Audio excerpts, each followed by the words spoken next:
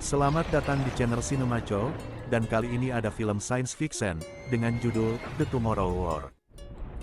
Di awal film, terlihat beberapa orang seperti jatuh dari ketinggian, dan terjun ke dalam kolam renang, dan ketika berhasil muncul di permukaan, mereka bingung, karena berada di suatu kota yang sedang dilanda perang. Rupanya itu adalah kejadian 28 tahun ke depan. Kemudian film berganti adegan, tepatnya, 28 tahun sebelum kejadian di awal film ini. Di sebuah rumah, di kompleks perumahan, sedang ada perayaan Natal. Rumah ini adalah kediaman Dan Forrester, dan kita sebut aja dia, Dan Forrest. Dia tinggal bersama istri dan anaknya yang bernama Murray Forrester. Dan di tengah perayaan Natal tersebut, Dan Forrest menerima telepon dari Mabes Angkatan Bersenjata, yang menanyakan kesediaannya bergabung kembali di Angkatan Perang. Dia sebenarnya tidak tertarik, walaupun dulu pernah jadi tentara, tapi alasan dari Garda Nasional menyatakan dia adalah orang yang sangat cocok, karena dia pernah bertugas di Irak, dan dia juga seorang yang ahli bidang biologi. Dan Forrest sekarang berprofesi sebagai guru bidang sains. Dan dia tidak tertarik untuk menjadi tentara lagi. Dan Forrest kesal dengan tawaran tersebut. Dan di sisi lain, sebagai kepala keluarga, dia sangat dekat kepada anaknya, Murray, dan Murray juga mengikuti kecintaannya pada bidang sains, terutama biologi. Sama seperti Dan Forrest. Setelah percakapan di telepon selesai, dia bergabung kembali ke dalam rumah, dan duduk bersama anaknya sambil ngobrol. Mereka menonton siaran langsung pertandingan sepak bola di televisi. Tapi saat mereka melihat pertandingan sepak bola tersebut, tiba-tiba di lapangan sepak bola ada kejadian yang mengejutkan. Dari atas stadion, ada cahaya seperti kembang api, dan dari kumpulan cahaya tersebut, muncul beberapa tentara bersenjata lengkap. Dan terakhir disusul, komandan dari pasukan tersebut. Dia seorang perempuan, dan langsung berbicara, bahwa mereka tidak akan mengganggu. Dia hanya menyatakan bahwa mereka adalah pasukan tentara dari masa depan, dan saat ini di masa depan sedang terjadi perang melawan makhluk alien yang sangat ganas yang memangsa manusia sebagai makanannya. Di masa depan, pasukan tentara telah terdesak oleh makhluk ganas tersebut, dan ini berarti populasi manusia lambat laun akan terancam punah. Pasukan tentara ini datang ke masa sekarang, ingin meminta bantuan sebagai sukarelawan, untuk menambah jumlah pasukan, karena lawan yang dihadapi lebih kuat, lebih sadis dan mempunyai kekuatan yang lebih besar. Sedangkan jumlah tentara semakin sedikit. Ini demi kelangsungan hidup di bumi, diharapkan ada sukarelawan yang mau bergabung, untuk membantu mereka di masa depan.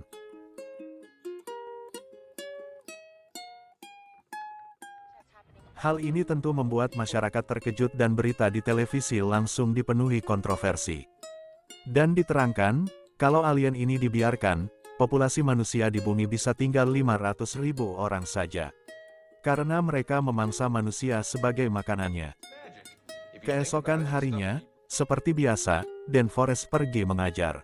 Dia mengajar bidang studi biologi, dan terlihat bahwa muridnya sebagian besar tidak tertarik. Dia kemudian menawarkan materi apa yang menurut muridnya lebih menarik. Tak satu pun muridnya memberi ide. Kemudian salah satu murid yang bernama Martin, mengacungkan tangan, tapi Dan Forrest tidak merespon. Lalu dia bertanya ke kelas, apa kira-kira yang akan disampaikan Martin. Kemudian satu kelas serempak mengatakan Martin akan membahas gunung berapi purba. Dan memang, Martin sangat tertarik dengan topik tersebut. Murid Dan Forrest sebagian besar tidak tertarik dengan sains, dan dia menegaskan bahwa sains sangat diperlukan, dan di masa kini, ilmuwan sangat dibutuhkan. Di sela-sela dia mengajar, ada panggilan di telepon, dan lagi-lagi berasal ini dari Mabes Angkatan Perang.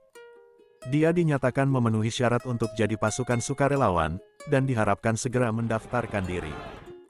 Selesai mengajar, Dan Forrest langsung mendatangi Mabes Angkatan Perang, dan di sana dia langsung didata, dan tanpa menunggu lama, dia langsung dipasangkan sebuah alat di lengannya.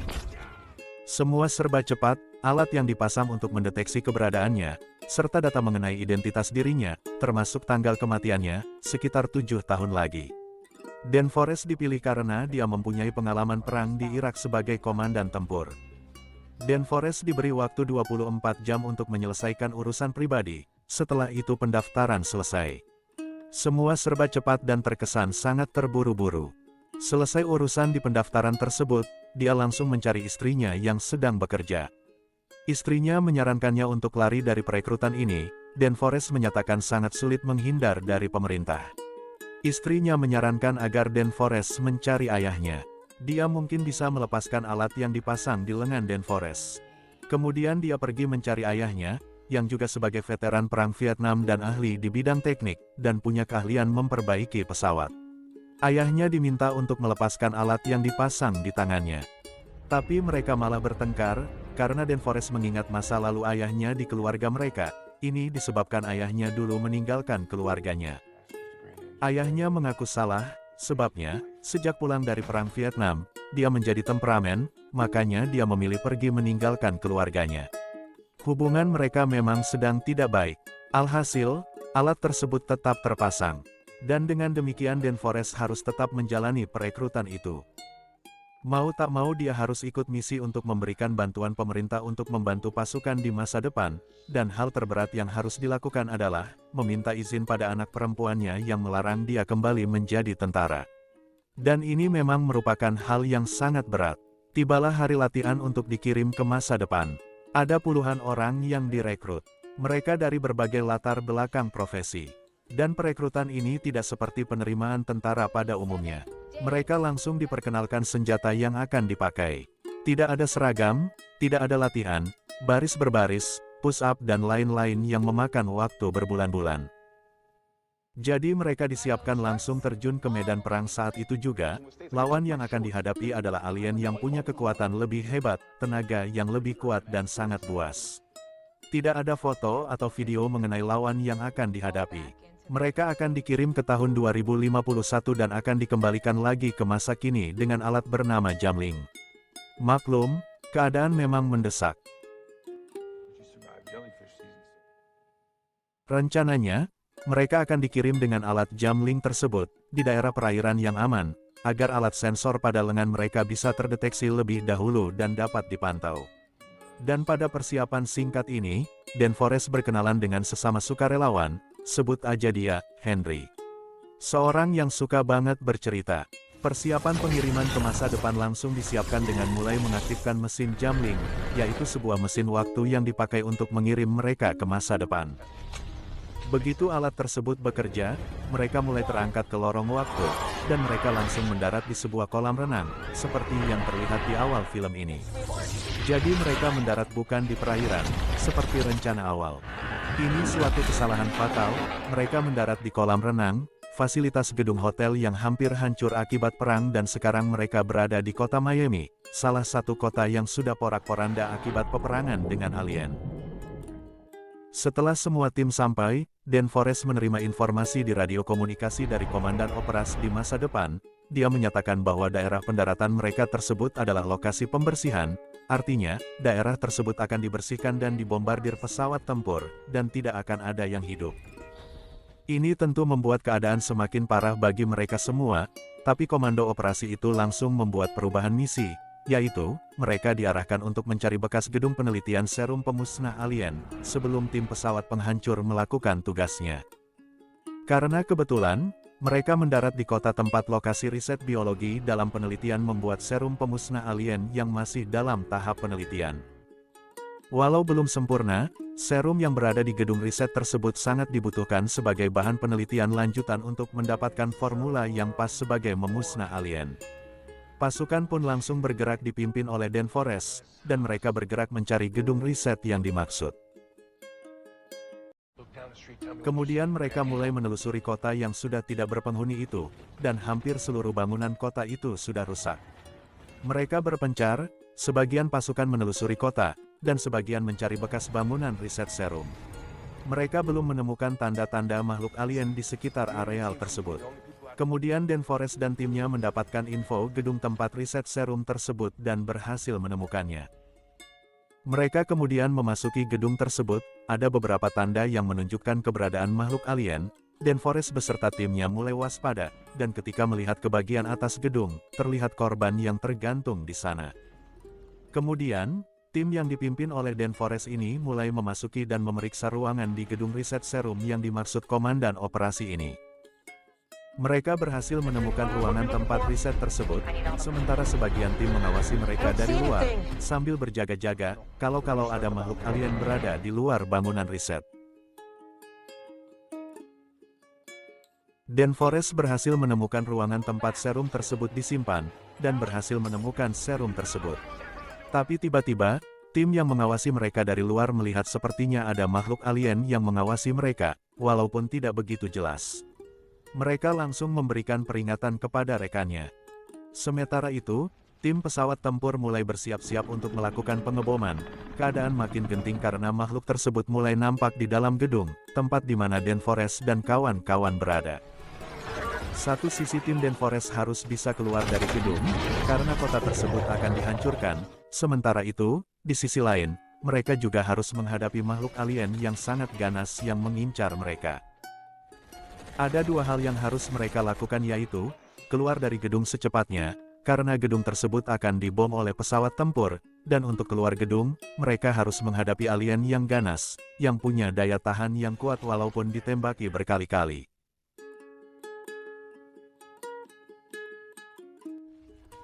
Pertempuran dengan alien tak seimbang dan alien yang ganas ini tidak terkalahkan. Sebagian rekan setim mereka ada yang gugur berhadapan dengan alien tersebut. Dan Forrest dan timnya akhirnya berhasil keluar dari bangunan riset, dan tak lama, terlihat dari kejauhan, pasukan penyelamatan mengendarai mobil memasuki lokasi, untuk mengevakuasi mereka. Dan Forrest bersama timnya sedikit lega, akhirnya bala bantuan datang. Tapi tiba-tiba, pasukan bantuan yang mengendarai mobil tempur tersebut, diserang oleh alien, dan membuat mobil dan pasukan yang ada, hancur berantakan. Bantuan yang menjadi harapan mereka, pupus sudah. Situasi makin gawat, untuk itu, dari pusat komando memberi arahan agar mereka secepatnya mencapai titik aman, yaitu ke arah asap merah. Sebagai tanda agar pasukan tim pembom tidak menjatuhkan bom di daerah asap merah tersebut. Sementara itu puluhan alien terus mengejar mereka, Dan Forrest dan rekan kewalahan menghadapi alien yang jumlahnya semakin banyak. Keadaan makin diperparah, karena pesawat pembom sudah mulai menjatuhkan bom, karena daerah tersebut memang target untuk dibersihkan dari makhluk alien tersebut. Dan yang terjadi berikutnya, satu bom dijatuhkan meledak, tidak berapa jauh dari mereka. Dan, tiba-tiba Dan Forrest terbangun, dia berada di ruang perawatan, dan sudah berada di pangkalan militer. Dia melihat satu rekannya yaitu Henry, sedangkan teman satu tim yang lain tidak terlihat. Akhirnya mereka melihat ada satu rekannya yang lain, kita sebut saja John, yang berhasil ditarik oleh alat jamling. Ini berarti tim yang bisa diselamatkan alat jamling hanya 3 orang saja. Mereka menghampiri John. Di sini John menyalahkan tim Dan Forrest, karena tidak berhasil menyelamatkan rekan yang lain. John mengatakan bahwa sebenarnya dia sudah 3 kali ikut misi seperti ini. Dia ikut misi ini supaya hidupnya lebih berguna, karena dia sudah divonis penyakit kanker yang mungkin akan merenggut hidupnya sekitar 6 bulan lagi. Dan dia mempunyai kalung cakar alien, yang terus dipakainya, sebagai pengingat tugasnya hanya menyelamatkan orang dari serangan alien, bukan sebagai souvenir. Dan Forrest kemudian dipanggil komandan militer. Dan ternyata yang memanggilnya adalah Kolonel Forrester, seorang wanita. Dialah yang mengarahkan pergerakan pasukan yang dipimpin Dan Forrest. Dan Forrest terkejut dan tidak menyangka, dari percakapan mereka, ternyata yang menjadi komandan dalam operasi militer yang dilakukan Dan Forrest, berasal dari Murray Forrester. Ya, dia adalah anak Dan Forrest. Mereka bertemu di masa depan, dan tentunya Murray anaknya, yang ditinggalkan di masa lalu, di masa depan sudah dewasa dan menjadi pimpinan operasi militer, dan Murray Forrester juga seorang peneliti di bidang biologi. Murray bersifat profesional, dan mengucapkan terima kasih karena berhasil membawa ampul serum untuk penelitian lanjutan untuk menemukan formula yang bisa memusnahkan alien yang sedang merajalela. Dan dia bersikap sebagai pemimpin militer, walaupun sebenarnya dia bertemu ayahnya yang di masa lalu sudah meninggal dunia. Murray akhirnya mengajak Dan Forrest ke ruangannya, dan di sana Dan Forrest diberikan pengetahuan mengenai sifat alien yang sedang mereka hadapi. Jadi alien yang dihadapi Dan Forrest dan timnya adalah jenis alien jantan. Mereka siap mati demi mempertahankan alien betina. Murray Forrester akan melakukan penelitian untuk mengetahui bagaimana cara membunuh alien tersebut dengan bahan serum yang berhasil dibawa tim Dan Forrest. Tapi, untuk penelitian ini, mereka membutuhkan satu alien sebagai bahan percobaan, untuk menguji serum yang sedang diteliti, dan untuk ini pasukan tentara sudah berhasil menangkap satu alien yang bersarang di gua untuk dibawa ke laboratorium. Tapi alien jantan tetap siap mengawal betina tersebut. Misi mereka kali ini adalah membawa alien tersebut ke laboratorium penelitian Muri Forrester. Muri mengatakan bahwa operasi militer mengenai penangkapan induk alien tersebut segera dilakukan, dan tak berapa lama, Muri, sebagai komandan operasi militer tersebut, langsung memerintahkan pasukannya untuk bersiap-siap untuk membawa alien betina dibawa ke laboratorium, sebagai bahan pengujian serum pemusnah alien. Sejumlah pasukan langsung berangkat dengan heli, dan Forrest juga dilibatkan, dan misi ini dipimpin langsung oleh Muri Forrester. Dari atas heli, terlihat makhluk alien tersebut sudah menyebar ke segala penjuru. Muri mengatakan bahwa makhluk tersebut dalam 3 tahun terakhir, sudah menguasai Asia sebagian Eropa termasuk Rusia dan Afrika. Perkembangan yang luar biasa, mereka tidak butuh jabatan, uang dan sebagainya. Mereka butuh manusia, karena manusia sebagai makannya. Dan dengan demikian, populasi manusia akan terancam habis. Dan sampailah mereka di gua yang dimaksud, tempat di mana alien betina tersebut yang sudah terikat rantai. Pasukan diturunkan, tapi alien jantan mengawal betina tersebut. Alien betina tersebut yang sudah diikat rantai tersebut, harus bisa memasukkannya ke kandang besi supaya bisa dibawa ke laboratorium, tapi perlawanan alien jantan sangat dahsyat. Kolonel Muri juga harus turun tangan. Dia memasuki gua tersebut, melihat anaknya turun ke gua tersebut, dan Forrest langsung bertindak, untuk ikut memasuki gua tersebut. Dalam posisi yang sangat sulit mengalahkan alien jantan, pasukan militer sempat terdesak, tapi akhirnya mereka berhasil memasukkan alien betina tersebut ke dalam kerangkeng besi dan segera mengangkat dengan heli. Tapi rupanya alien jantan yang ada di sekitar gua berdatangan dan membantu kawanannya, karena suara alien betina tersebut terdengar oleh alien jantan di sekitar gua. Tanpa menyerah, alien yang berjumlah sangat banyak tersebut menyerang dan berhasil menjatuhkan satu heli. Dan Forrest dan Muri belum sempat menaiki heli. Mereka kemudian menggunakan mobil yang ada di sana dan melarikan diri. Dengan kerjasama yang baik antara Muri dan Den Forrest, mereka berdua berhasil selamat dari serangan para alien, dan mereka sampailah mereka di sebuah pantai. Disinilah Muri menceritakan masa lalunya. Di masa lalu, ketika Muri masih kecil, Den Forrest bercerai dengan ibunya dan di masa lalu Den Forrest meninggal dunia akibat kecelakaan. Masa lalu yang buruk bagi Muri. Tapi Den Forrest merasa tidak melakukan hal tersebut di masa lalu. Karena dia adalah orang yang sangat cinta keluarga, dan ini yang membuat Den Forrest bingung.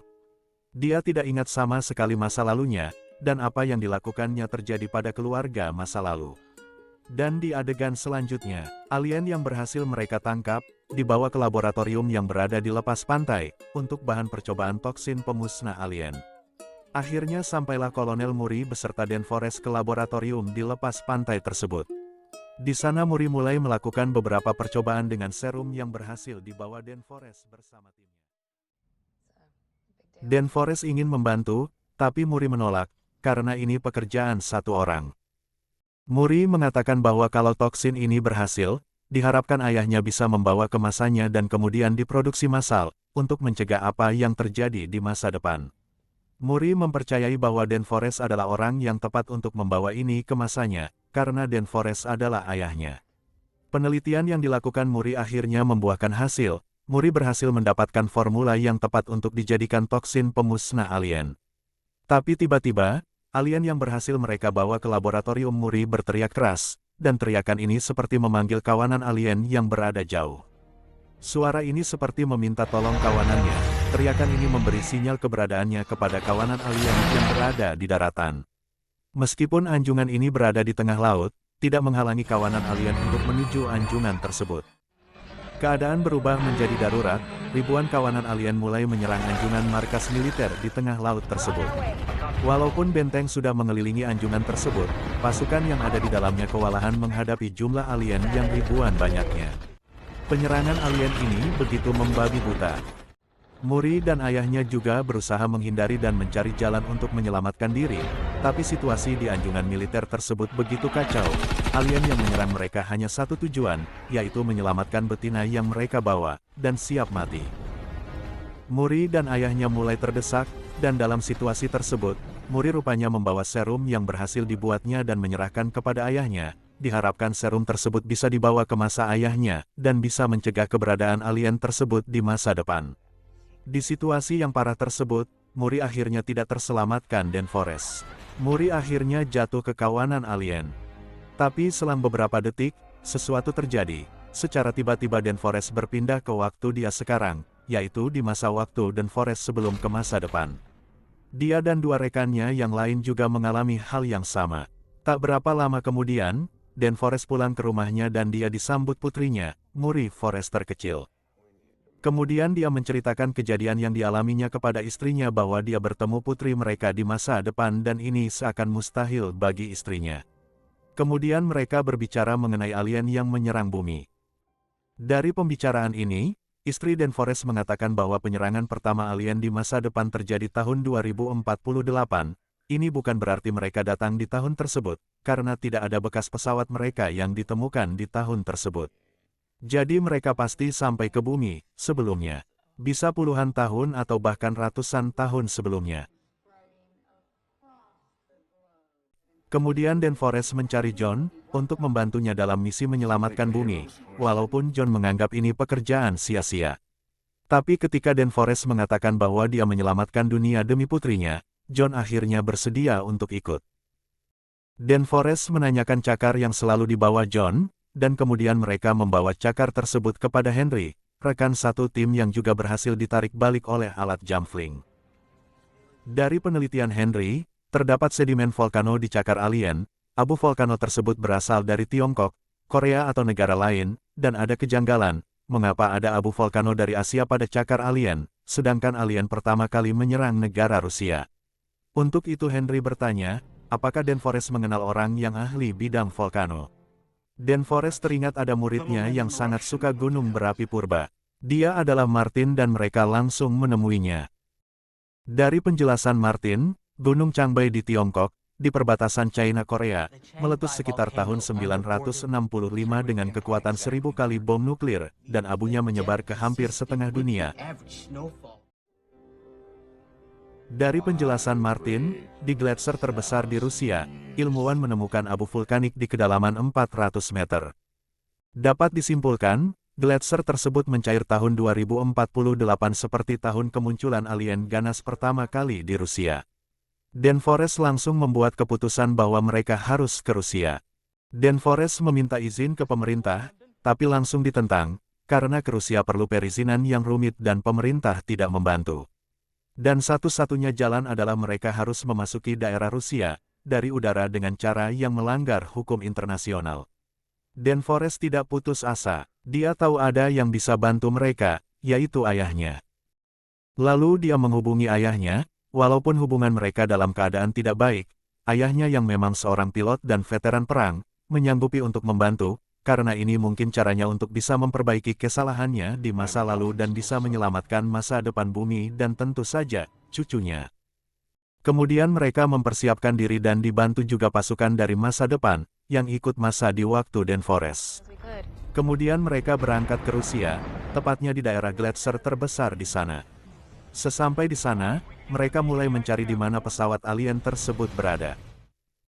Dengan alat detektor, akhirnya mereka menemukan titik keberadaan pesawat alien tersebut, karena dari atas gletser yang mereka lalui, ada yang aneh terjadi pada alat pemantau suhu dan juga alat kompas mereka yang bereaksi tidak wajar karena ada medan magnet yang tidak wajar. Mereka kemudian memasuki lubang gua yang mereka curigai tempat keberadaan pesawat alien tersebut. Dan benar saja, di sana memang pesawat alien tersebut disembunyikan. Mereka menelusuri gua tersebut untuk menemukan induk atau ratu alien yang nantinya akan menelurkan ribuan alien. Misi mereka adalah menghabisi ratu alien ini. Apabila ratu alien ini musnah, maka selamatlah bumi di masa depan. Mereka akhirnya menemukan tempat alien itu berada. Ada beberapa alien yang masih dalam proses dewasa.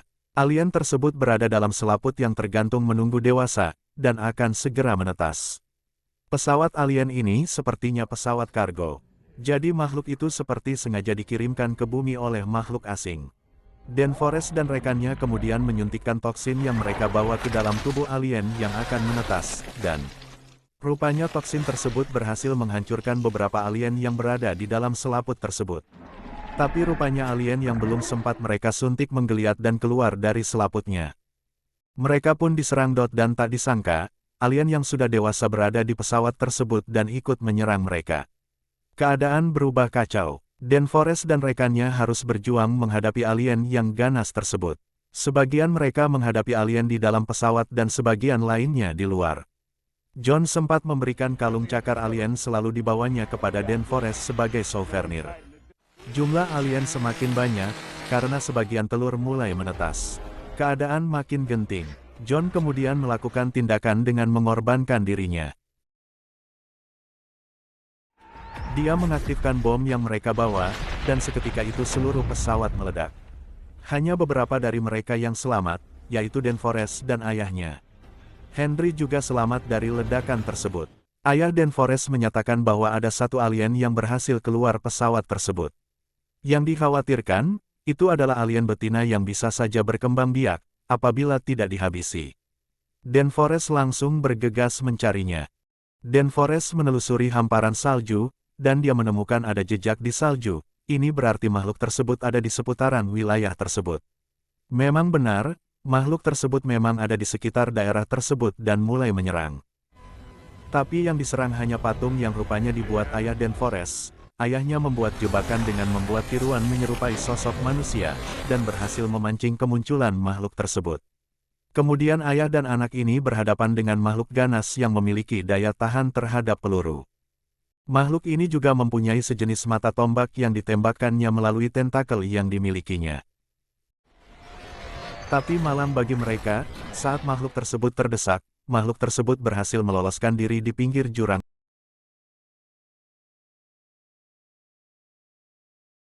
Ayah dan anak ini kemudian waspada, dan memang benar, tiba-tiba makhluk tersebut muncul kembali, dan menyerang mereka berdua. Makhluk tersebut berhasil mendesak mereka, dan dengan perlawanan yang dilakukan ayah dan anak ini, mereka berhasil melukai mata makhluk ini.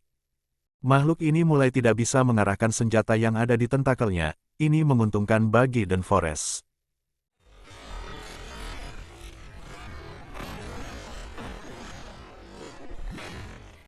Dia kemudian menggunakan serum yang masih tersisa dengan menancapkan serum anti-alien tersebut dan berhasil mengenai tangan alien itu. Perlahan, tangan alien tersebut mulai hancur, dan mulai menjalar ke seluruh tubuh alien, tapi alien tersebut bertindak. Dia memutuskan tangannya untuk menghentikan penyebaran racun anti-alien tersebut ke tubuhnya. DanForest kembali diserang secara brutal. Dalam posisi yang sangat genting itu, ayah DanForest yang berada di sana sengaja melukai telapak tangannya untuk mengalihkan perhatian alien tersebut. Alien tersebut beralih menyerang ayah DanForest. Melihat hal ini, DanForest kemudian menyerang alien tersebut. Dia menggunakan serum yang masih ada di jaketnya. Dia berhasil memasukkan serum tersebut ke dalam mulut alien itu. Serum tersebut langsung bereaksi, dan perlahan menghancurkan kepala alien. Di saat itu, alien diterjang dan jatuh ke dasar jurang dan hancur.